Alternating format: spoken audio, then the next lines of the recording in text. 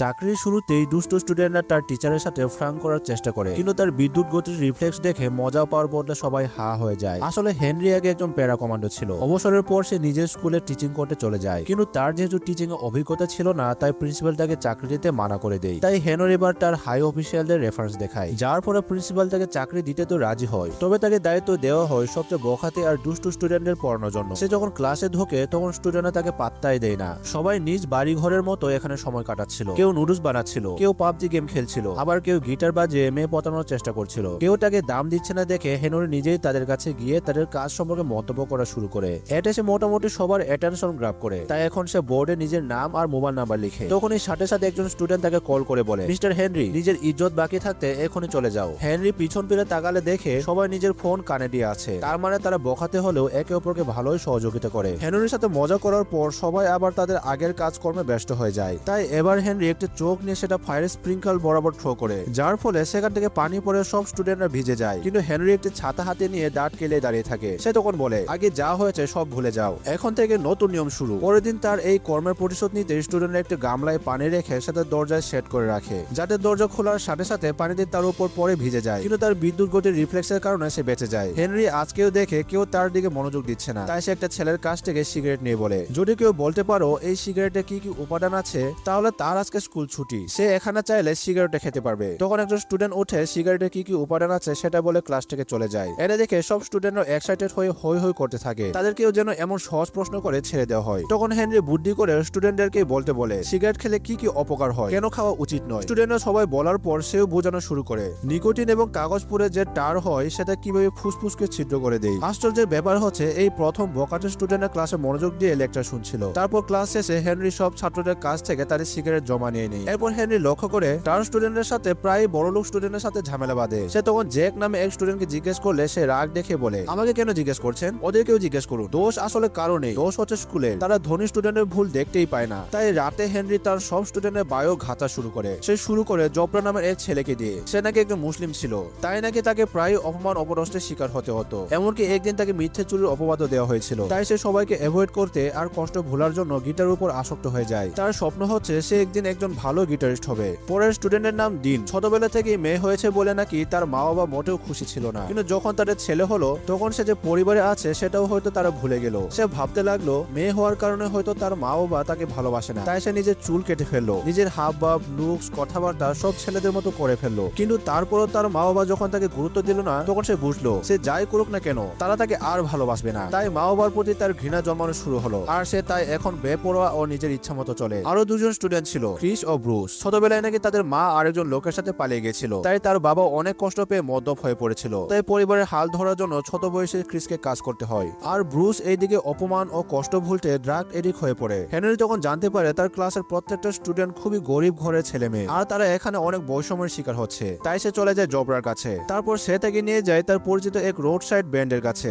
সেখানে সে জোব্রাকে সবার সামনে গিটার বাজানোর সুযোগ করে দেয়। জোব্রা এই প্রথম পাবলিকের সামনে গিটার বাজাচ্ছিল, তাই তার উত্তেজনা চরমে ছিল।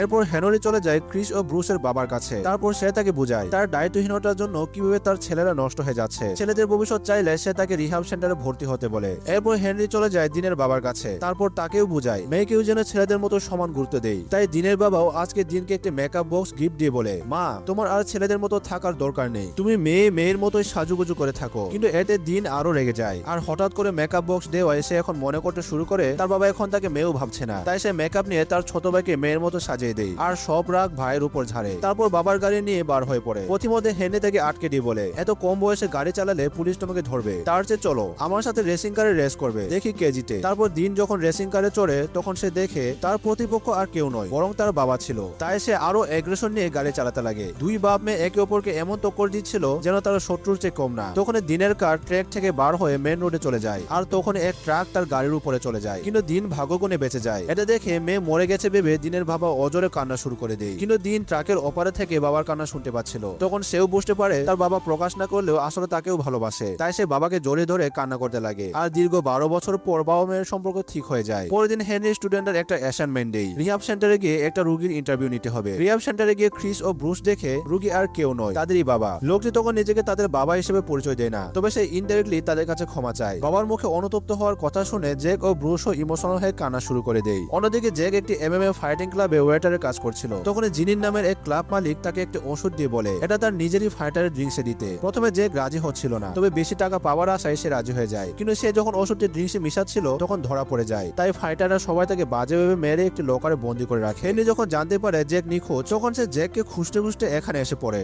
আর ফাইটারদের অনুরোধ করে জেককে যেন ছেড়ে দেয়, কিন্তু তারা উল্টো তাকে অপমান করে চলে যেতে বলে। তাই হেনরি সবাইকে পিটিয়ে জেককে নিয়ে হাসপাতালে চলে যায়। পরের দিন টিভিতে প্রচার হচ্ছিল এক স্কুল টিচার তার স্টুডেন্টকে বাঁচাতে প্রফেশনাল এমএমএ ফাইটারদের পিটিয়ে অবস্থা খারাপ করে দিয়েছে। এটা দেখে সব স্টুডেন্টরা তাকে হিরোর মতো দেখতে শুরু করে। তারা এখন হেনরি আসলে উঠে তাকে সম্মান জানায়। আর ক্লাসে এই প্রথমবার 100% স্টুডেন্ট উপস্থিত হয়। এখন স্টুডেন্টরা সবাই মনোযোগ দিয়ে পড়াশোনা করছিল, শুধু ব্রুস বাদে, কারণ সে ড্রাগ এডিক্টেড হয়ে গেছিল। এক সময় নিজের উপর ঘৃণার কারণে সে বিল্ডিং থেকে লাফিয়ে আত্মহত্যার চেষ্টা করে, কিন্তু তখনই হেনরি ও স্টুডেন্টরা তাকে হসপিটালে নিয়ে যায়। হসপিটালে ডাক্তাররা জানায় ব্রুস কমায় চলে গেছে। এটা শুনে কিছু হলুদ সাংবাদিক মিথ্যা খবর প্রচার করে হেনরির পড়াশোনার চাপের কারণে নাকি ব্রুস আত্মহত্যা করেছে। এই খবর প্রচারের কারণে হেনরির টিচিং লাইসেন্স জব্দ করা হয় আর তাকে স্কুল থেকে বার করে দেওয়া হয়। তখন স্টুডেন্টরা প্রতিজ্ঞা করে তারা আরো ভালোভাবে পড়াশোনা করবে আর হেনরির স্যার যে তাদের মতেও চাপ দেয় না এটা তারা প্রমাণ করে দেখাবে। পরীক্ষার দিন সকালে হেনরি বাচ্চাদের সবাইকে মেসেজ দিয়ে স্কুলে ডাকে, কিন্তু বাচ্চারা সবাই আসলে দেখতে পায় সেখানে হেনরি নেই। আসলে জিনিন তাদের দেখেছিল, সে তাদের পরীক্ষা দিতে দিবে না, কারণ ছোটবেলায় হেনরির সাথে ঝগড়ার সময় তার হাতের উপর একটি মূর্তি পড়ে গেছিল, যার ফলে সে আর কখনো পিয়ানো বাজাতে পারেনি। তাই সেই প্রতিশোধটা সে আজকে তাদের স্টুডেন্টের সাথে নিতে চাচ্ছিল। তখন হেনরিও জানতে পারে জিনিন তার বাচ্চাদের আটকে রেখেছে,